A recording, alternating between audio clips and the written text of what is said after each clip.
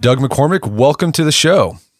Hey, thanks very much. Glad to be here. So you're a professional investor managing portfolios for institutions as well as for families. And you got a new book out called Family Inc. And it's all about treating your personal finances like you would a business, right? By being a chief financial officer. Before we get into what that means and what that entails, let's talk about the way most families manage their money. How do they manage the money, and why is shifting your mindset to treating your personal finances like a business a better approach? Yeah, I think the unfortunate reality is many of us allow kind of life to manage us, and the money is just kind of a byproduct of working really hard, and people kind of pick their head up every couple months or every year and kind of check in on their financial progress. And the key premise of the book is that the family or individuals can view themselves as a business. We're essentially all in the business of converting our labor to financial capital. And when you think about it that way, I think it brings a whole new discipline to how people can proactively manage their careers, manage the really important decisions in life that can help lead someone to financial security. Right. I'm sure there's people out there who they might own a business and they got that thing just tight as a ship. They run it perfectly, but then their personal finances are just like a mess. It's just sort of haphazard. Yeah, no, I see that a lot. And I think just to be clear, what I'm proposing is not that you make all of your personal financial decisions like a business would, but that you use that framework to inform you about like what the best business decision is, and then you overlay your values and your priorities onto that. And so I make bad financial decisions all the time, but I'd like to think I know it when I'm doing it. Gotcha. That makes sense. All right, so let's talk about this mind shift change of thinking of yourself as the chief financial officer of your family business, your family personal finances. So what are the types of businesses that we're managing with our personal finances as the chief financial officer of our family? Yep.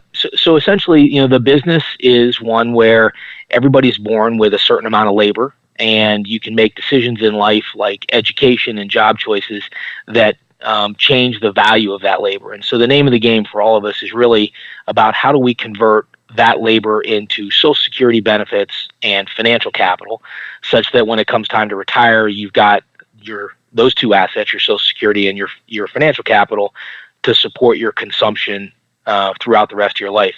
And I think it's a pretty powerful framework because it allows people to connect all of their disparate decisions in kind of a holistic fashion and kind of gives you a North Star, if you will. And what I mean by that is, what you find is your educational choices or your career choices impact your investment choices, your insurance needs, your retirement choices. And so this really, I think, provides a pretty holistic framework to allow people to identify what's really important and understand the interconnections, if you will, between these different choices. All right, so we got the labor asset and then the capital asset. Yep, and then I think essentially Social Security is a mandatory purchase of an annuity, and so I think that becomes a very valuable asset for folks as they get close to retirement as well. Okay, all right, so CFOs of corporations, they have objectives or goals, big picture goals of what they're trying to do. I mean, what are the three main objectives of the CFO, of Family Inc.? So you talked about, I guess, one is converting labor assets, your work, into capital assets, which is like retirement.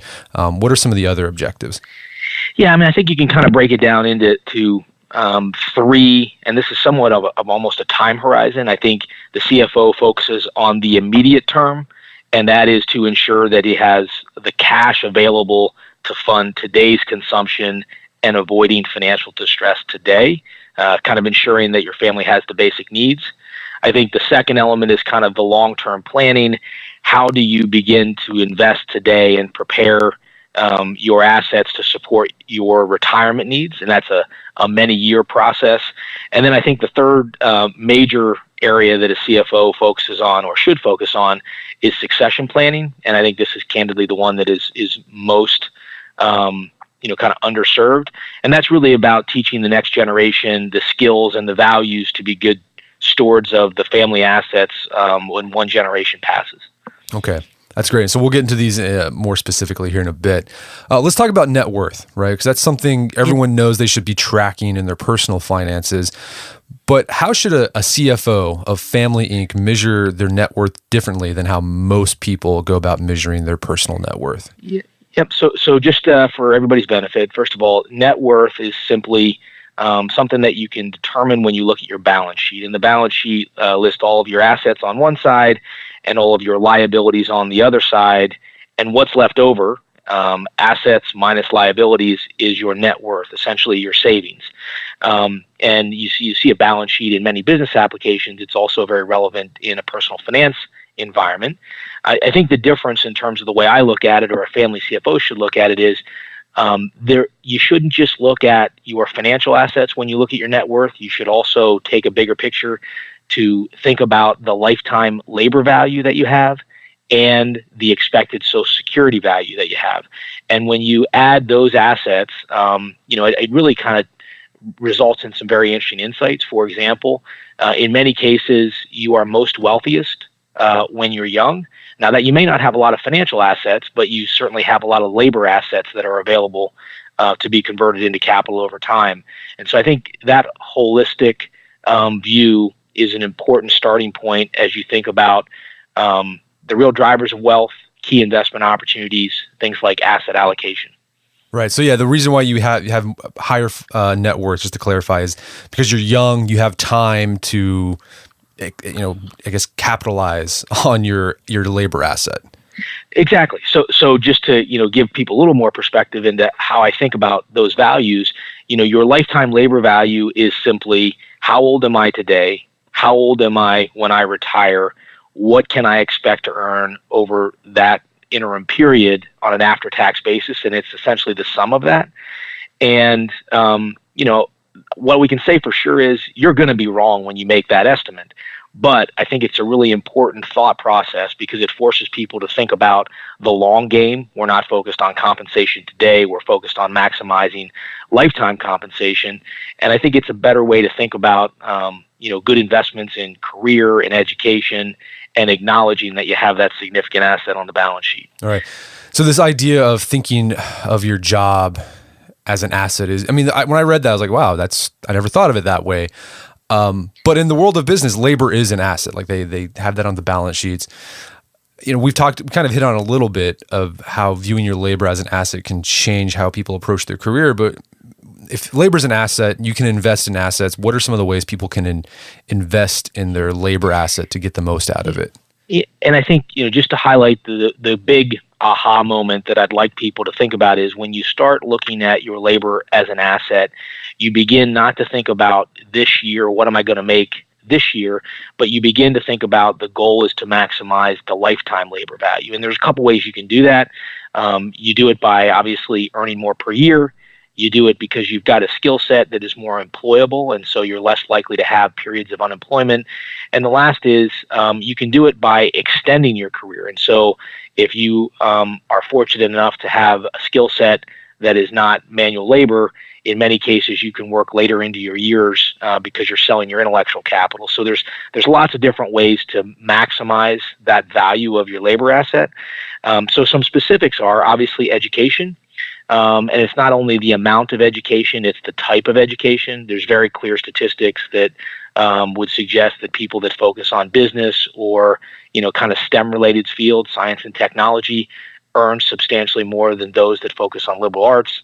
And it's the kind of professional choices you make in terms of what industries you pursue, what functional areas within a career you pursue, and things like geography. The employment picture and the compensation is very different in Silicon Valley than it is, kind of the Midwest. And so, your geographic preference and choice impacts your lifetime labor value.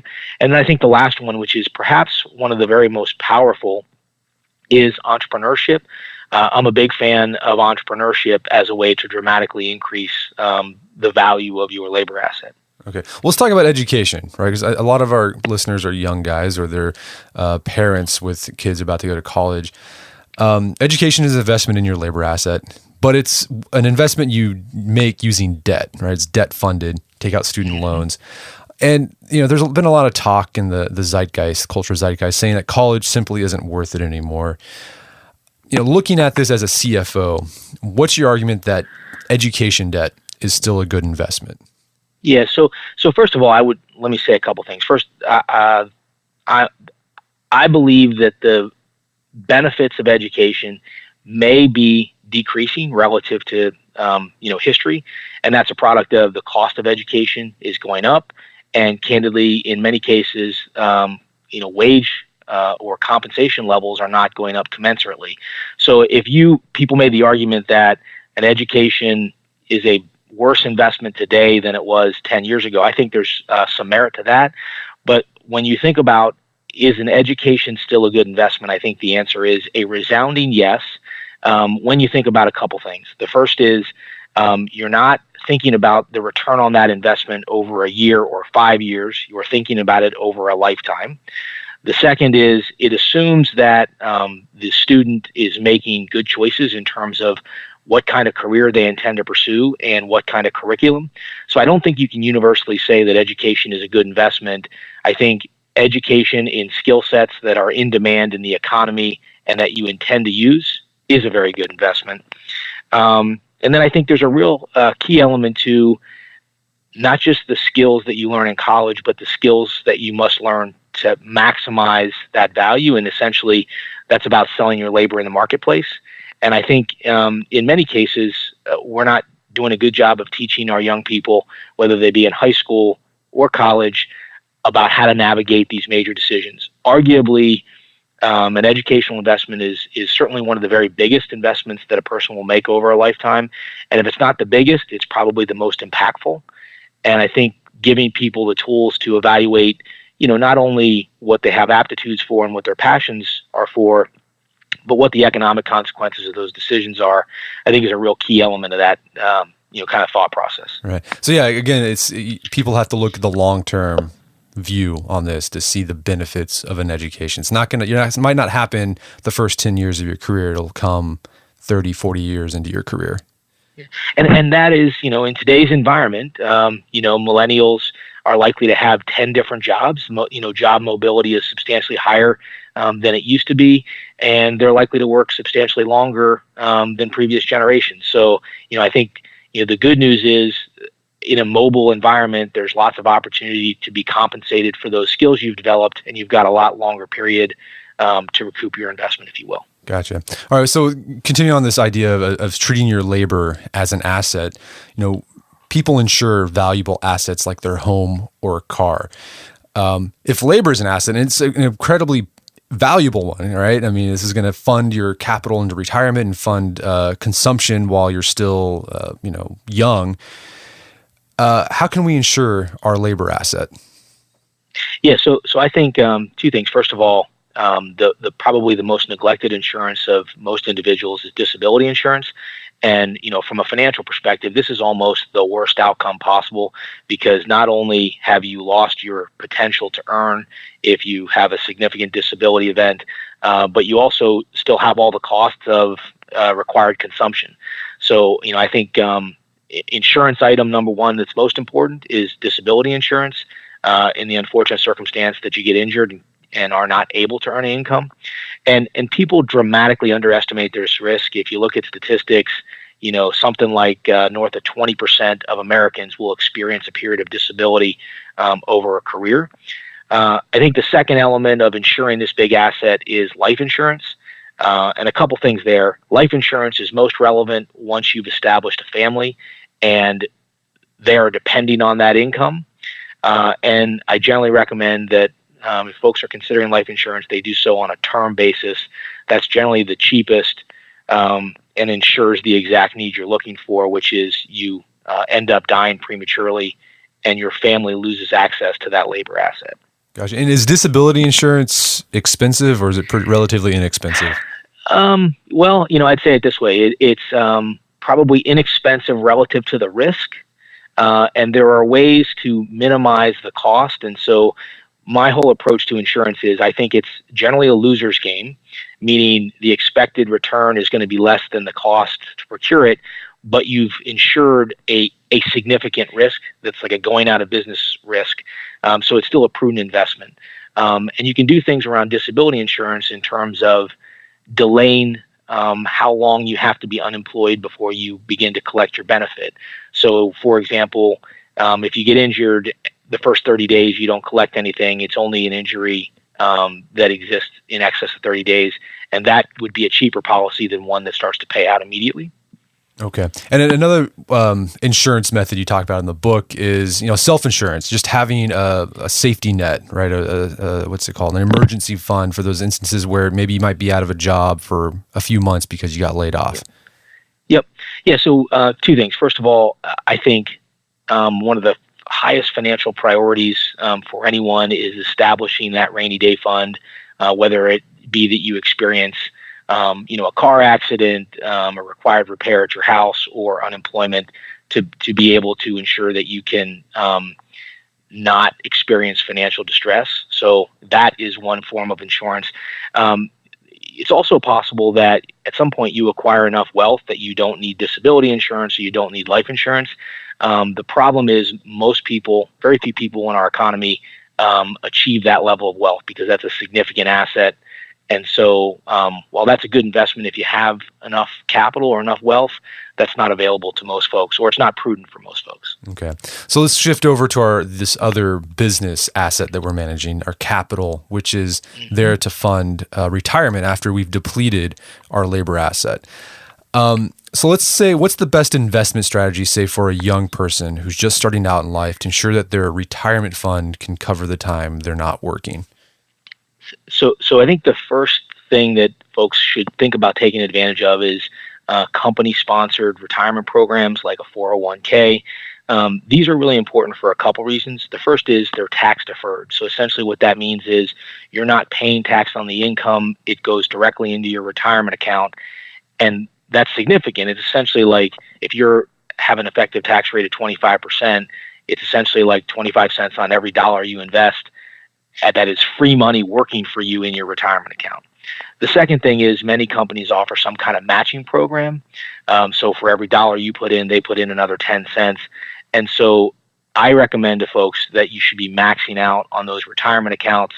The combination of tax deferral combined with the matching program ends up being very significant. The second thing is you got to start early. Wealth is really created by compounding. It's not the 2% or the 5% this year.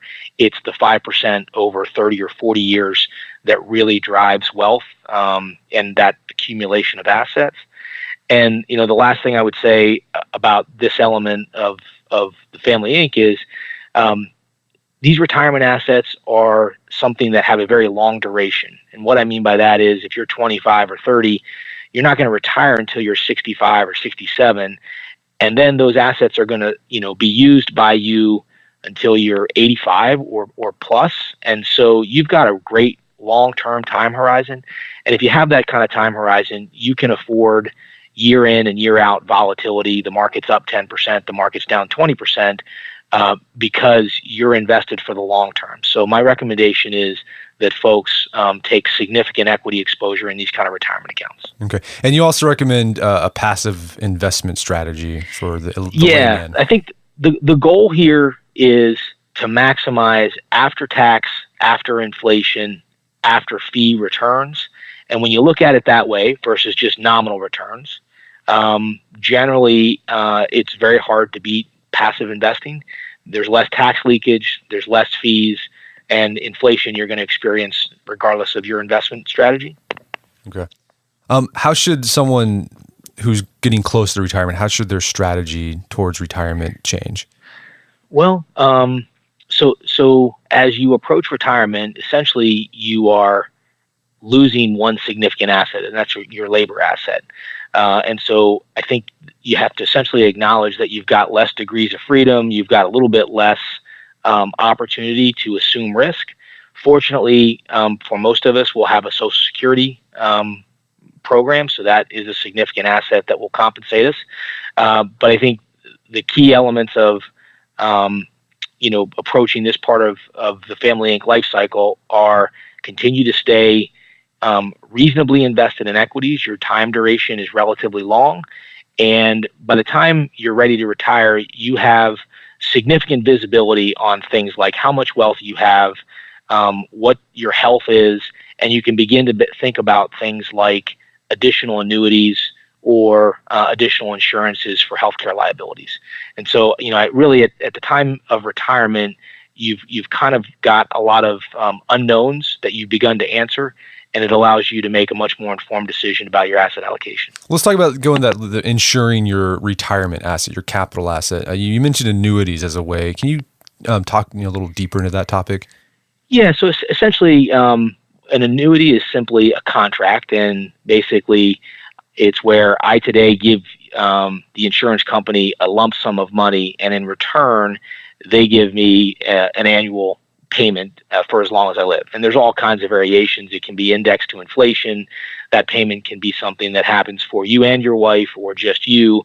And so you can really structure it commensurate with your unique needs. And so I find that annuities are relevant for folks who have not saved a lot and don't have a lot of room for error. And it helps ensure that you don't run out of money, because one of the big risks that we all face is we don't know how long we're going to live. And, from a financial perspective, living long actually creates greater financial needs. So it's a great thing personally, but from achieving financial independence, the longer you live, obviously, the more you've got to save. And the annuity can be a valuable tool to help bridge that gap as you take risk on how long you're likely to live. The problem with annuities is I view them as very expensive. And so in general, if you think about what the return on an annuity is, it's low single digits. I think you're likely to experience a better return in the equity markets, but the equity markets also come with substantially more risk. Okay. And at what point in someone's life should they might consider annuities? I mean, this is something as late as life as possible, okay. Because I think the purchase decision becomes a lot more informed when you have a better sense of the balance sheet, you have a better sense of your retirement benefits, you have a better sense of your health and how long you're likely to live. Okay, great. So CFOs in a business use a variety of tools and metrics to measure the health of their business. What sorts of metrics should a family CFO look at? Yeah. So if we go back to the analogy that every family is a business, I think many of the financial tools that CFOs use in a business context can be applied to the family. So obviously the two most significant would be an income statement, which is essentially the same thing as a budget. It simply lists how much you bring in minus all your expenses for the year. And in a budget context, what's left over is called savings, and an income statement, that's called profits. It's really the same thing. And then a balance sheet. And as we talked about before, a balance sheet simply lists all the assets minus all the liabilities, and what's left over is your savings or your net worth. I see a lot of people spend a lot of time creating very detailed budgets, and I'm not a big fan of this, because what I find is people spend a lot of time tracking it and not a lot of time taking action to improve it. So I think a high-level income statement and a high-level balance sheet tell me all I need to know. So in a given period, call it every quarter, if you looked at your income statement, you can determine how much you saved. And if you compare those two balance sheets, you can determine how much your net worth or your wealth has grown. And in my mind, those are kind of the big indicators of progress. Just one more thing on this topic. I do have a website. It's called familyinc.com, and I actually provide a bunch of tools that allow someone to build their own income statement, build their own balance sheet, and then provide some analytics around what that should tell you. Awesome. Yeah, we'll link to that in the show notes for sure. Great. Let's talk about this third objective you mentioned earlier of a CFO is planning for succession, right? Businesses have succession plans in the event the CEO or the CFO steps down. What sort of succession plan should a Family Inc. CFO have in place? Yeah. So first of all, let me say, I think this is one of the most challenging areas of creating multi-generational, kind of financial security. And I don't know if it's because people just have a hard time thinking about, kind of their own death, or it's a product of delicate conversations. But I find this to be very often neglected. I think there are really three, different levels of financial preparedness as it comes to succession planning. The first, and a lot of people get this one right, is, it's the emergency stuff. What financial advisors does someone need to call when a family member's passed away to figure out where everything's located? Who helps them figure out what is available in the estate? The second one, which I see, kind of less success with, is a clear communication of the intent. And so that addresses things like, how does the deceased want their estate disposed of? How do they want their inheritance distributed? And these are often really tough discussions, but my view is, wouldn't it be better to make this very clear when you can talk to folks about it and ensure they understand your rationale, as opposed to having family members fight about it or argue about it or never really know, what the intent was. I've seen a lot of, kind of hurt feelings and strained relationships because people have failed on the second level of preparedness. And then lastly, the third one, which I think is probably the most important but the hardest to achieve, it's really the ability to impart skills and values into the next generation so that they can be, good stewards of the family. And so, I see in many cases families work an entire lifetime to accumulate wealth. They turn it over to the next generation, and that next generation has not been prepared with the right skills. And so this is not only the skills to manage money, but it's imparting the values that are consistent with the way, you manage the money. And my only advice on this one is it takes a long time. It's a product of a lot of failure. And so the best way to prepare is to start that conversation early with your kids and use real life opportunities as examples to allow them to learn and allow them to fail in controlled environments. Because I think we all have had many experiences where we failed with managing, money. And I think there's, valuable learning that occurs when you do that, especially in a controlled environment where it doesn't cost you too much. Right. Yeah. My wife and I just finished our estate planning. I've been putting it off for such a long time, but now that I have it done, it feels great. There's that comfort that if I were to go, like, things would still transition smoothly.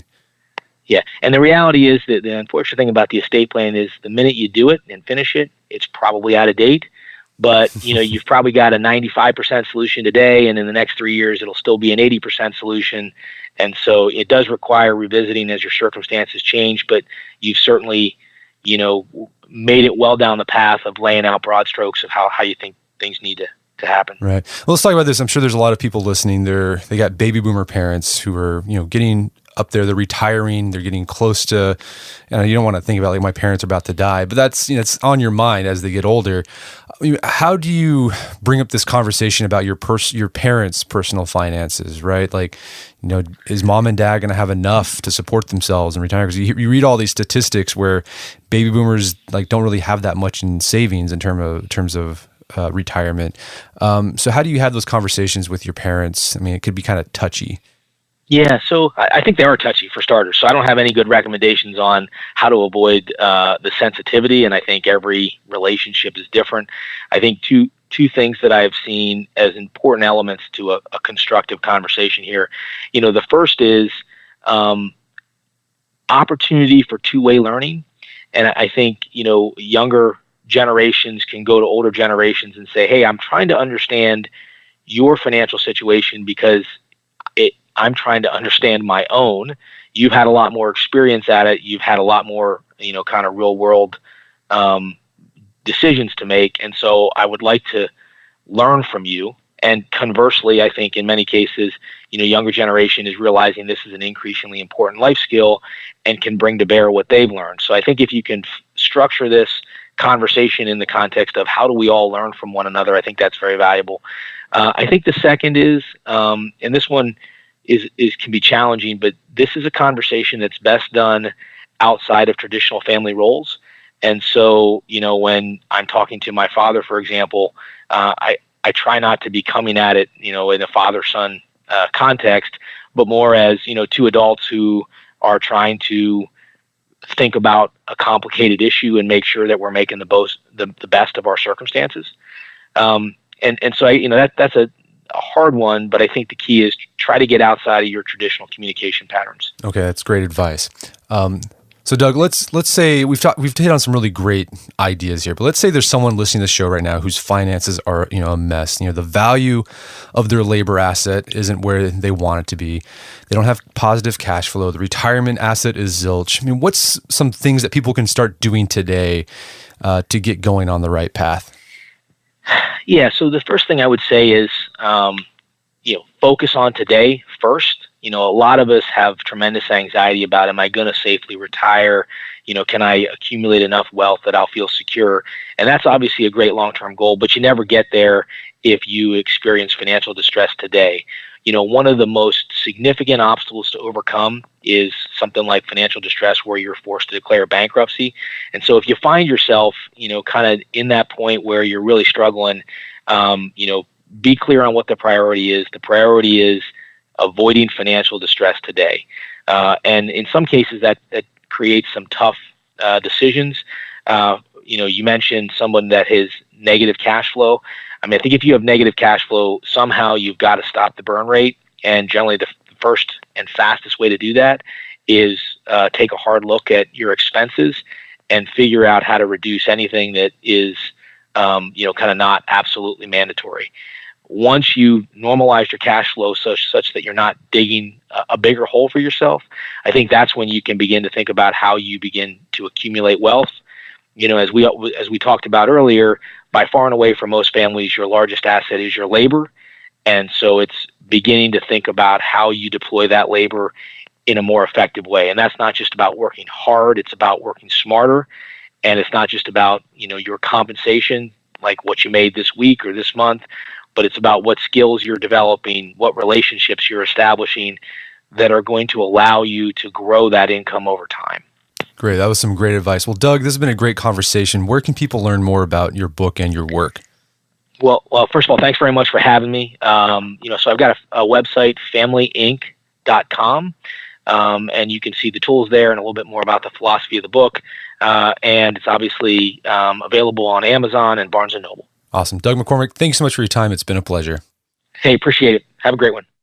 My guest today was Doug McCormick. He's the author of the book Family Inc. It's available on Amazon.com. You can also find out more information about his book at familyinc.com. And make sure to check out the show notes at aom.is/familyinc, where you can find links to resources where you can delve deeper into this topic.